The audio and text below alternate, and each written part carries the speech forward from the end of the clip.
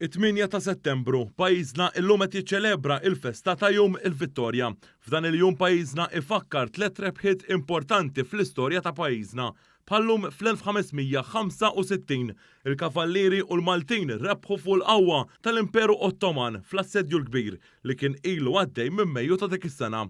Dan hekk kif waslet lajnuna mingħand ir-Re ta' Sqallija u qawwiet oħra Ewropej f'dak magħruf bħala il-Grande Soccorso. Wara din il-ġrajja it-torok ħallew il-Gżejjer Maltin wara 3 xhur ta' ġlied kontinwu madwar pajjiżna.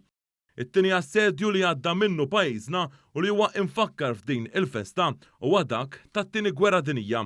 F'dan il-jum fl-1943 it-Taljani ta' Benito Mussolini ċedew l-armi u kawżat hekk waqaf il-bombardament mill-qawwiet tal-Assi f'din il-gwerra. Apparti minn hekk fil-bidu ta' Settembru tal-1800 il-Maltin rebħu kontra il-qawwa Franċiża, hekk kif dawn ħallew pajjiżna wara sentejn ta' mblokk. Il-Franċiżi issakru fl-bliet iffortifikati f'Settembru tal-1798 hekk kif il-Maltin qamu kontrihom minħabba li kienu imxebbajn bis-serq mill-knejjes u anke kriżi bla preċedent fl-ekonomija.